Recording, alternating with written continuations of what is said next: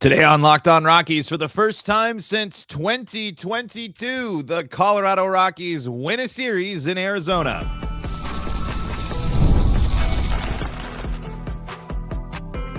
You are Locked On Rockies, your daily Colorado Rockies podcast. Part of the Locked On Podcast Network, your team every day. Rock on Rockies fans, welcome into the Locked On Rockies podcast for today, the 13th day of August in the year 2026. I'm your host of the Locked On Rockies podcast, Paul Holden, bringing you your daily Colorado Rockies talk right here on the Locked On Podcast Network, where you can find your team every day. And if your team is the Colorado Rockies, guess what? You're in the right spot, because that's what we do around here. Free and streaming on your favorite streaming services and on the Locked On Rockies YouTube channel, where you can be part of the show. You can fire off your Rockies hot takes. You can let me know what's on your mind when it comes to the Colorado Rockies. Today on the show, we'll recap a series win. Despite how ugly the finale win was, a win is still a win. And, of course, we'll talk about a massive milestone moment there for Zac Veen, at least in the 2026 season. And the Rockies have to attack the zone. Oh, my goodness, the walks in this game. Holy cow. We'll dive into all of that and more on today's episode. But, of course, want to thank you again for making us your first listen of the day. And I am Paul Holden, your Rockies fan extraordinaire. Been bringing you your daily Colorado Rockies talk right here on the Locked On Podcast Network for over 6 seasons now. That's hundreds of episodes of the Locked On Rockies podcast, going through the good, the bad, the ugly, everything in between when it comes to Rockies baseball. And, man, I was sitting there getting nervous. I was sitting there saying, oh, boy, here we go. I got a situation where the Rockies bullpen, and towards the end of his appearance there, Ryan Feltner a little bit. He doesn't get the full pass excuse here, but Rockies series finale, and they get out there and they jump out to a 5-run lead thanks to the fact that Brett Sullivan, who continues to be a really, really great backup option for the Colorado Rockies, has that thump there. That he has been providing in some key situations, as well as being a very good backup catcher with a really clutch and key challenge in this game as well to get a late strikeout. I believe that was his challenge late in that ball game to help Juan Mejia out. But so far now, he has played in 59 games, and in that time, he's batting .238, .278 with a .422 slugging for an OPS of 700. Not the flashiest numbers, the most impressive numbers. Actually, those numbers will change a little bit, as I believe the Baseball Reference is, a little outdated. So it should increase by at least one. Some of these numbers will increase there with the fact that he's now got 6 home runs with 23 RBI on the season. He also has 10 doubles in this time. So out of his 35 hits that he has, actually 36 hits for the Rockies this year, 16 of them have been 17 actually with the 1 triple. 17 of those have been extra base hits for the Rockies. Great stuff from Sullivan. Again, it's not knock your socks off, blow the doors off anything, but man, he has been able to come up clutch in crucial situations, and especially in this one where the Rockies trail again. I believe now the Rockies have allowed a run in the first inning in almost every single one of the games. I think they've only not allowed a first inning run in one of the games on this road trip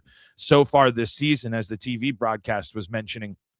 But for him to hit that clutch, I mean, for it to be a big response right there, for the Rockies to put up that big crooked number right after going down is exactly the way to set the tone and get yourselves back into the driver's seat and set yourself up for success in this game.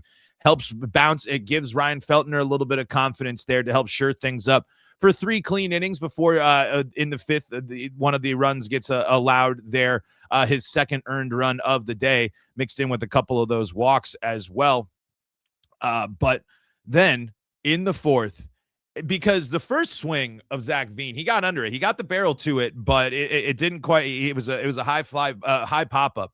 But in the second at bat for Veen, he did not miss. I mean, this was an absolutely crushed baseball here into the pool for the Rockies, and what a moment for him. What a moment for Zac Veen. Again, there's still plenty to figure out. There's the long-term implications. There's still plenty to figure out. But for him to have that moment, for him to get that start, for him to get that opportunity, and for him to be the difference maker in this game, the Zac Veen home run ends up being the difference in this ball game. That's a huge milestone moment for 2026 for Zac Veen. After all the changes, after all the adjustments and everything he had to do in the offseason, goes and he puts in a strong spring, doesn't make the squad, and then 100 games at AAA, goes out there and performs and performs and performs. And then now in his first opportunity so far this season, he goes out there and he picks himself up a home run. He ends up 1 for 3 on the day with a strikeout, but absolutely phenomenal swing. And I think the broadcast highlighted this as well. He seems to be in a different spot, a different mindset, different guy physically here. Now it's going to be great to continue to see him get those opportunities. And I hope that he continues, like we talked about in yesterday's episode. That Zac Veen seeing the field as much as possible is very, very, very important for the Rockies. Now, if it goes cold, if he goes really through some struggling periods, if he goes through that, that's a different story. But you have to at least give him the opportunity to be successful, and you also have to give him the opportunity to struggle as well here down the stretch. And I think that what we've seen now, especially as the Rockies lose Kyle Karros to the IL for a little bit with the concussion, like we kind of assumed after the collision with Ezekiel Tovar in Game 2, you're going to be able to move Cole Carrig into shortstop to free up one of those spots. You're going to be able to use DH to free up one of those spots there in the outfield. It might not be every day for Zac Veen, but it really, really should be. It should be close to it. I mean, it's tough to make that argument just for Veen when there's other guys that are certainly hoping and looking for their consistent playing time as well. But when you make a call up of this level, you got to see what happens. But it'll be interesting as in response to the Karros, the Rockies did call up Adiel Amador as well. He needs to get some time on the field there, get him some second base. So it's going to be tough. There's only so many positions and it's only so many places that you can fit the pieces into the puzzle here. But it'll be interesting to see, and great for Zac Veen here in his first moment and in his first opportunity to make a statement, to sit there and say, hey, Merrill Kelly, I see that. I noticed that you've been struggling a little bit here. I'm going to go out there and throw a haymaker here and do some big damage. And that's one of the things that to emphasize here as a success for the Rockies in this game. We talked about the Merrill Kelly has been struggling with the walks, has allowed home runs of late as well. And the Rockies get him for 3 walks in there and 2 home runs. So they punish Merrill Kelly for those weaknesses that we've seen from him in this season. And it's important too, because the Rockies haven't always been great at exploiting those weaknesses. And all of that said and done, the Rockies end up winning their first series in Arizona in 4 years. Isn't that crazy to say? I mean, we talk a lot about how much the Diamondbacks have separated themselves from the Rockies here, but I just want to read a couple of tweets here. Obviously, this is Patrick Lyons. For the first time in 4 years, the Colorado Rockies have won a series on the road against the Arizona Diamondbacks. And this is from Troy Rennick here on also here tweeting. Promotion of Zac Veen pays immediate dividends as his 2-run home run fuels victory. Rockies had lost 21 of 25 games at Chase Field entering Tuesday. Now they've won 2 straight. Hey, it was an ugly win, and we'll get into the ugly side here coming up, because the performances from the Rockies bullpen certainly know how to make that blood pressure skyrocket a bit there. But before we dive into that ugly stuff, we had to highlight good, solid hitting from and clutch moments here for the Rockies here. And certainly they had other opportunities as well, as they only go 2 for 11 with runners in scoring position and leave 6 runners on in this ball game. But still, this is it's sometimes you got to win ugly, and that's exactly what the Rockies did, because they were out hitting this one, but it didn't matter when the difference on the scoreboard still was 6-4 there. All right, that's the good stuff. Let's talk about the ugly stuff and the importance of throwing strikes. Oh my goodness, way too many walks from the Rockies pitching staff. Let's dive into it coming up next.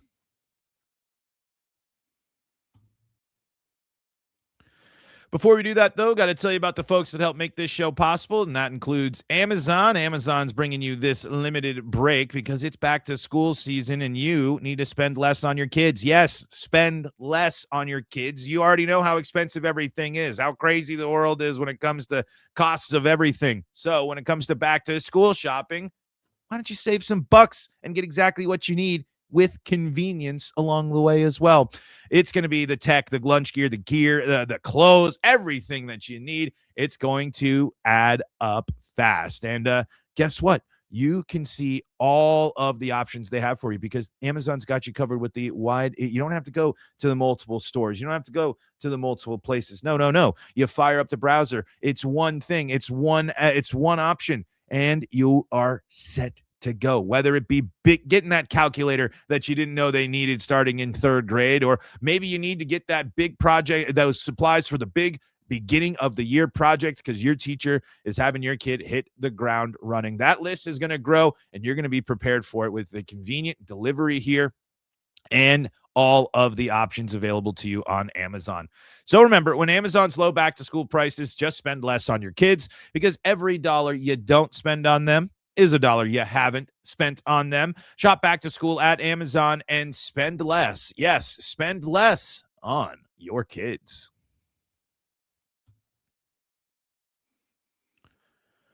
Segment number 2 of today's episode of Locked On Rockies. Thank you again so much for making us your first listen of the day. How are you feeling? How are you? How are you reacting to that Rockies win? It was an ugly one, but it was a good one nonetheless because it's a Rockies win, and unfortunately, the pitching staff not great there.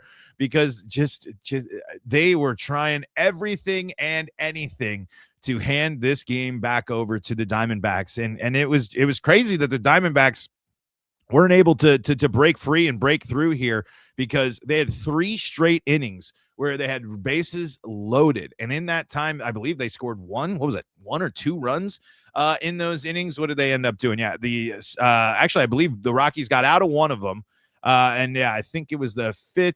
The 6th and the 7th there that they had bases loaded. Then the 8th, what was the 8th there? Yeah, the Corbin Carroll home run. That was the solo shot there. So in the 5th, 6th, and 7th, the Diamondbacks get bases loaded thanks to the fact that between Feltner, Mashinsky, Mejia, and Herget, they walk 9 guys.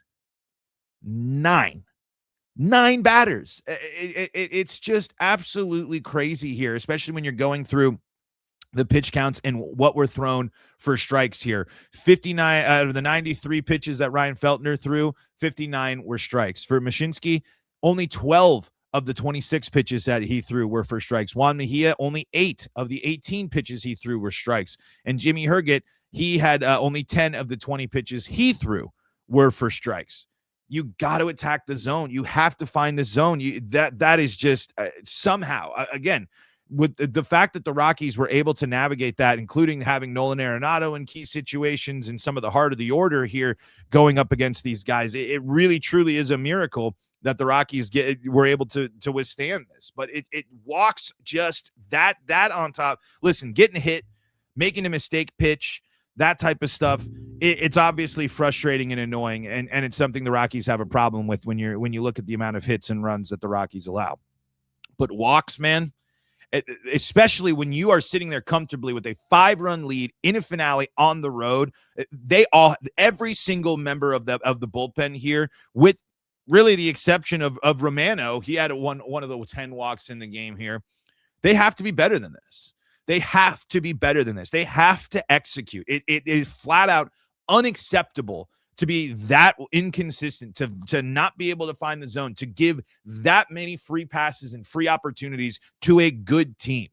The Rockies are lucky that they survived this one. Again, I know Mashinsky, growing pains, whatever, but Herget, Mejia, and Feltner himself, the free passes are just a one-way ticket to disaster. And again, the numbers don't lie. If you replayed this game, if you had it play out the same way with the same factors here, Arizona ends up blowing out the Rockies in this game. All it took was one clutch hit that the Diamondbacks seemingly couldn't get, and this game is a completely different story. And you completely fold when your offense on the road in a difficult environment gave you a 5-run cushion. 5-run cushions need to be enough.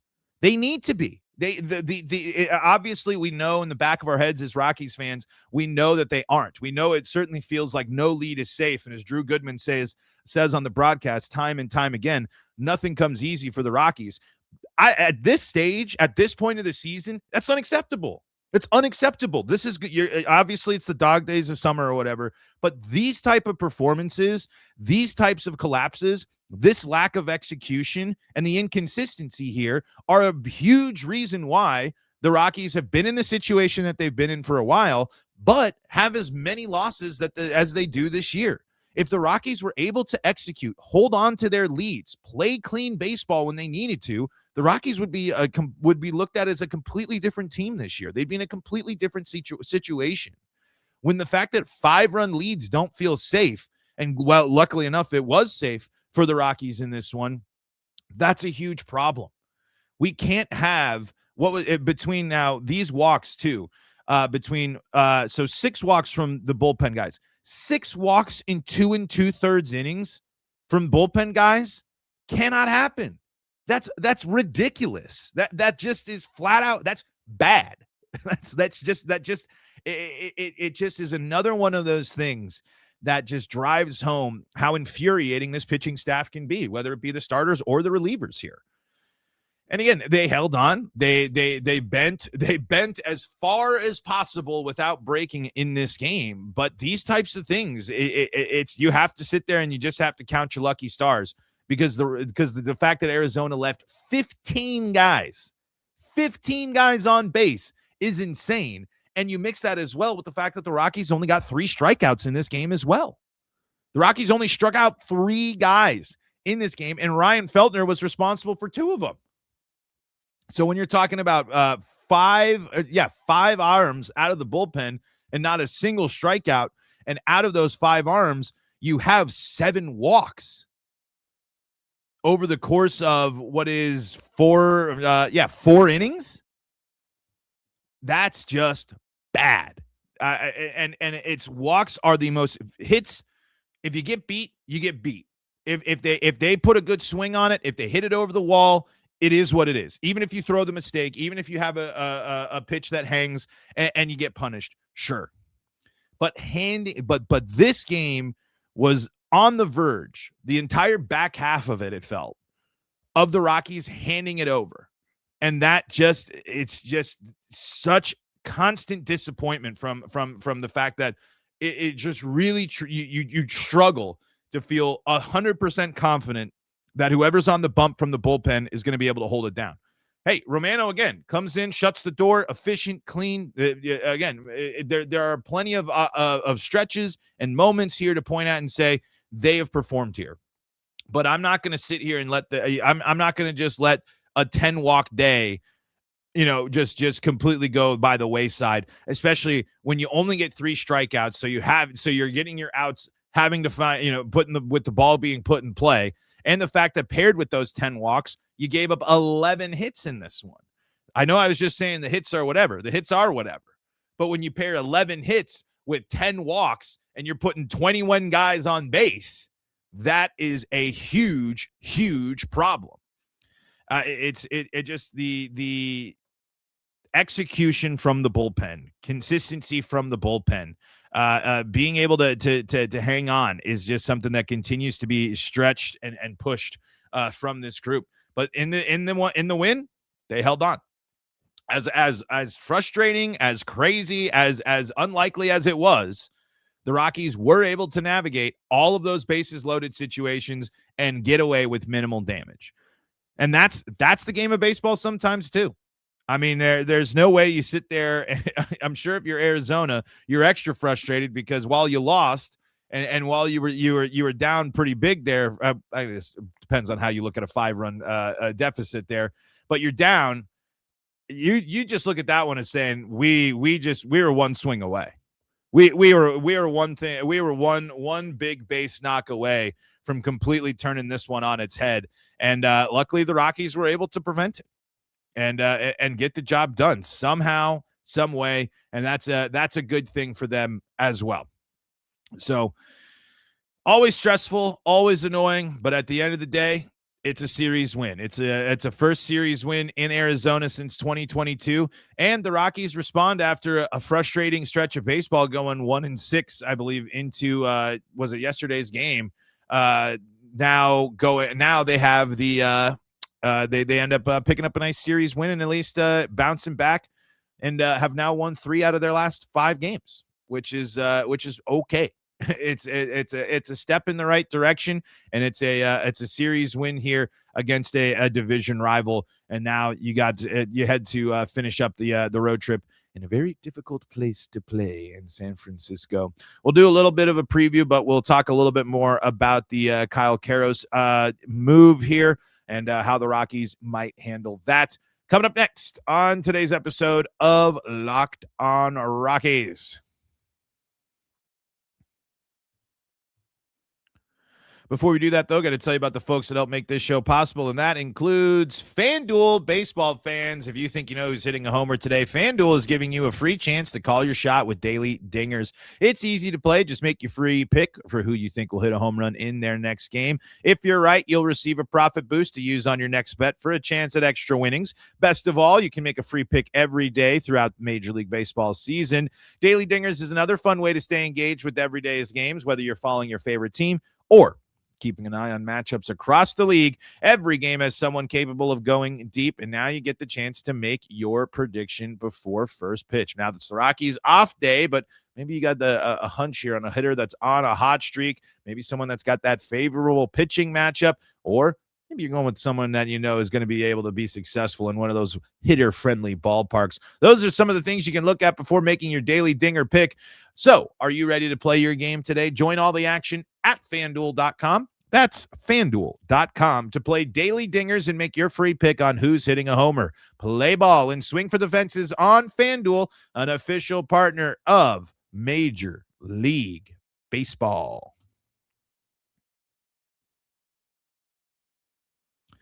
Locked on Rockies back with you all here, free and streaming on your favorite streaming services and on the Locked on Rockies YouTube channel, where you can fire off your Rockies hot take. Here is here's an interesting one from, well, let's read a couple here. Here's from Molly, the Pit Lab. This was from a bit ago, and this was back from the Tampa Bay sweep here, but that's okay because I just want to keep bringing out some of these. The conversation has been continuing about the what is the importance of the Rockies avoiding the 100 losses.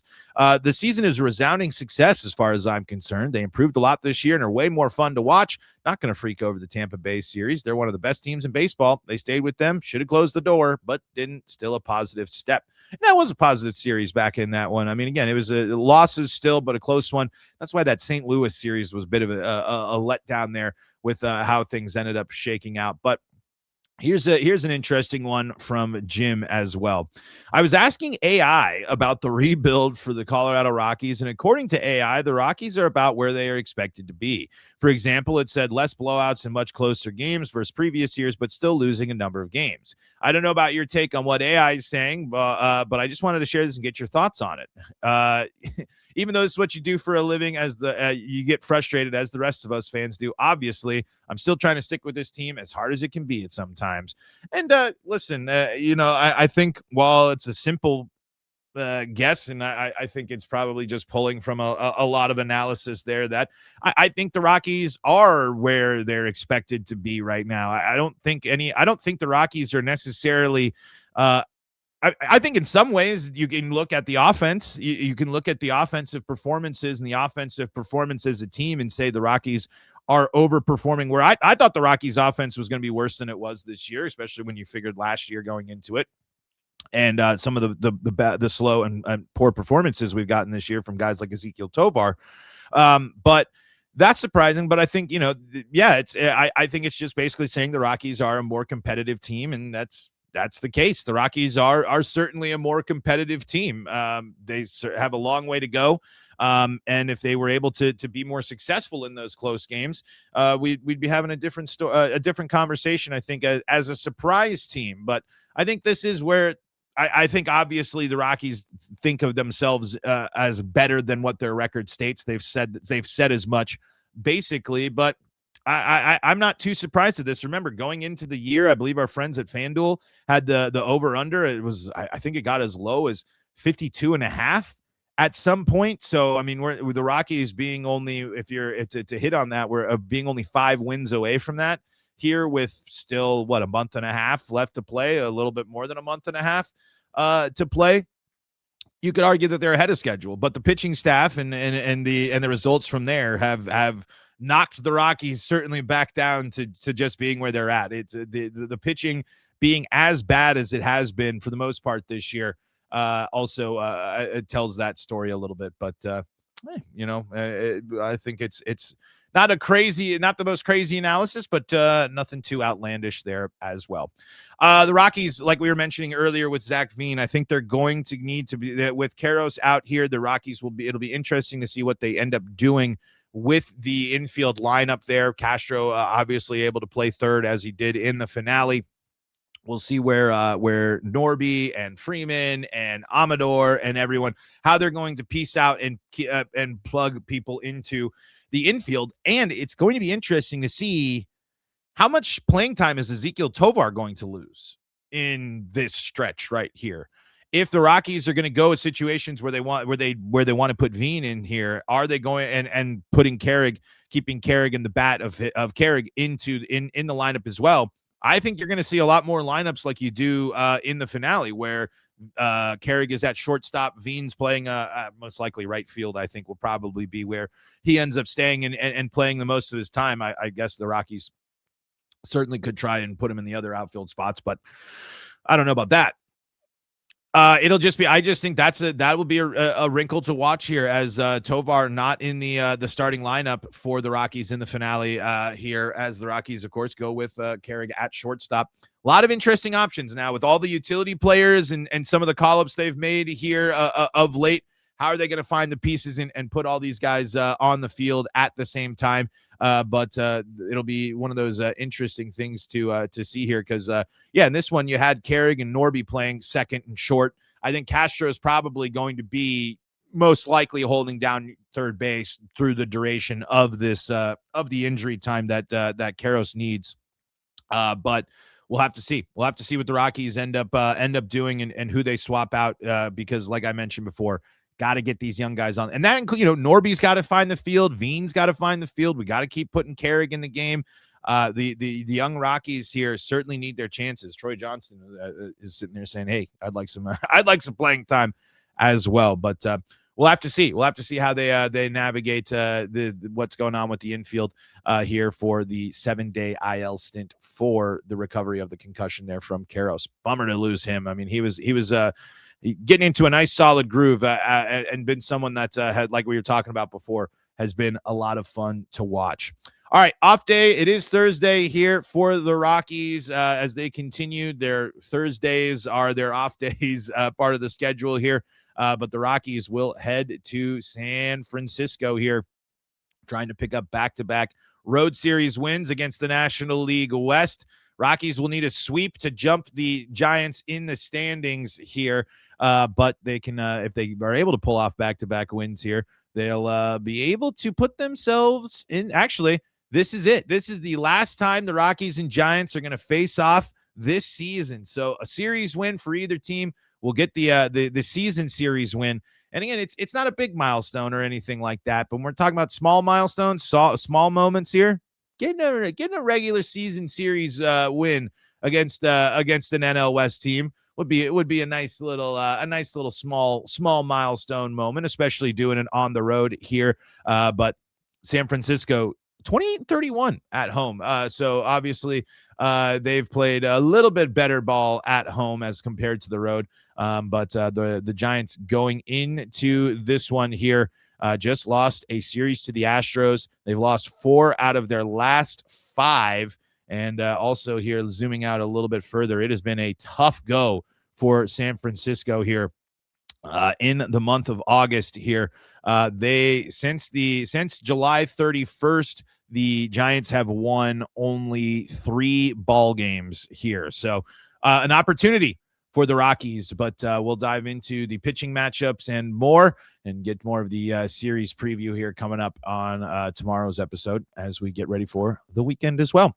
Folks, that's going to do it for today's episode. Thank you so much for making us your first listen of the day. For your second listen, go check out Locked On MLB and all the great shows we got there. Back to the Bullpen, Locked On MLB Game Night, and Locked On MLB. Plus, we got you covered with Locked On Broncos, Avalanche, Nuggets, and Buffs, all free and streaming on your favorite streaming services. Until next time, I'm Paul Holden saying so long from the Locked On Rockies podcast.